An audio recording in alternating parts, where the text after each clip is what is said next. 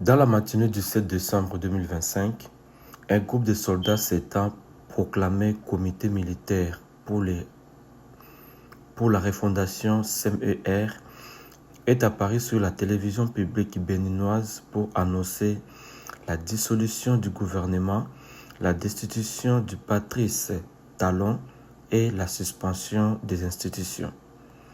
Des coups d'effet ont été signalés près de la résidence présidentielle de Cotonou et dans certains quartiers de la ville.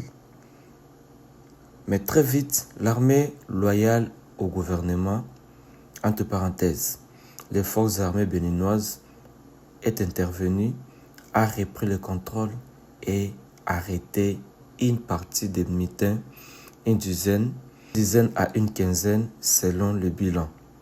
Le gouvernement a affirmé que la tentative de coup d'État a été mise en échec.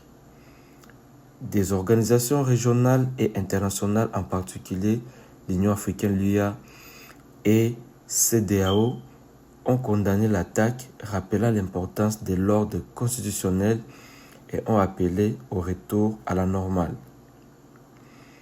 Ce putsch manqué intervient alors que le Bénin se prépare à une élection présidentielle prévue en avril 2026 qui marquera la fin théorique du mandat actuel de Patrick Talon. Des mutins justifiaient leur action par de greffes liées à la sécurité nationale, la prise en compte des soldats tombés et un désir de refondation, ce qui suggère des tensions éternes, les militaires, sociales ou politiques plus larges. Pour l'instant, le gouvernement assure le calme.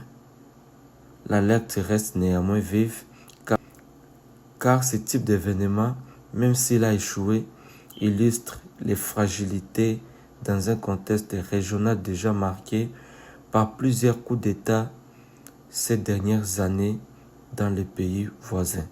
Ce qu'on ne sait pas encore est que le nombre exact de mutins impliqués et l'identité complète des responsables, notamment les sorts du chef proclamé Pascal Tigré. Certains médias parlent d'une dizaine d'arrestations, mais le bilan peut évoluer. Les motivations profondes s'il s'agissait d'un coup d'État motivé essentiellement par de revendications dans l'armée ou s'il y a un arrière-plan politique plus large, désaccord sur la transition, réforme institutionnelle, crise interne.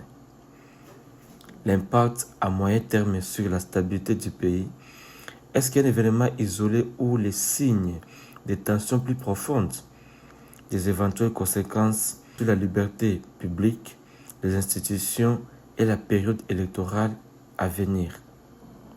Pour l'instant, l'alerte semble passer.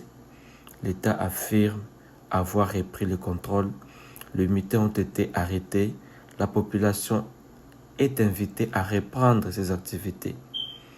Les autorités nationales comme les organisations régionales insistent sur le retour de l'ordre constitutionnel, mais qui reste en vigilance face au risque d'autres tentatives.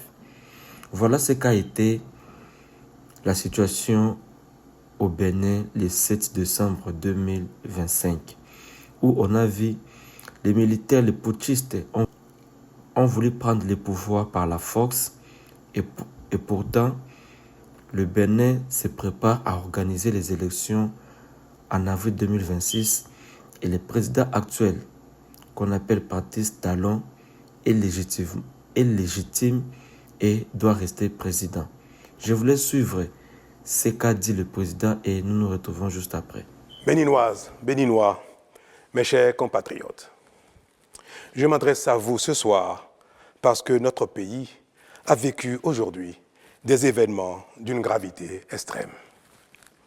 En effet, un groupuscule de soldats, sous prétexte de revendications fallacieuses, a entrepris une mutinerie à l'effet de s'attaquer aux institutions de la République et de déstabiliser notre nation en remettant ainsi en cause l'ordre démocratique.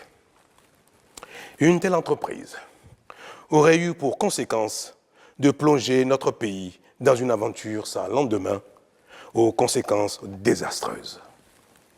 Elle aurait mis un coup d'arrêt au processus de développement amorcé par notre pays grâce aux efforts entrepris par toutes ses filles et tous ses fils.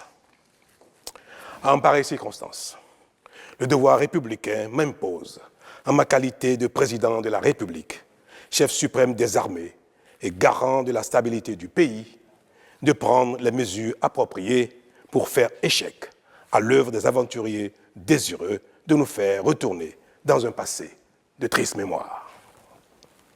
J'ai donc, en coordination avec le commandement des forces de défense et de sécurité, engagé les actions nécessaires au maintien de la paix en vue de garantir la sécurité et la quiétude de tous sur toute l'étendue du territoire national. Je voudrais ici saluer le sens du devoir de notre armée et de ses responsables qui sont restés républicains et loyaux à la patrie. Avec eux, nous avons fait front, repris les positions jusqu'à nettoyer les dernières poches de résistance des mutins. Cet engagement et cette mobilisation nous ont permis de faire échec à ces aventuriers et d'éviter le pire à notre pays. Cette forfaiture ne restera pas impunie.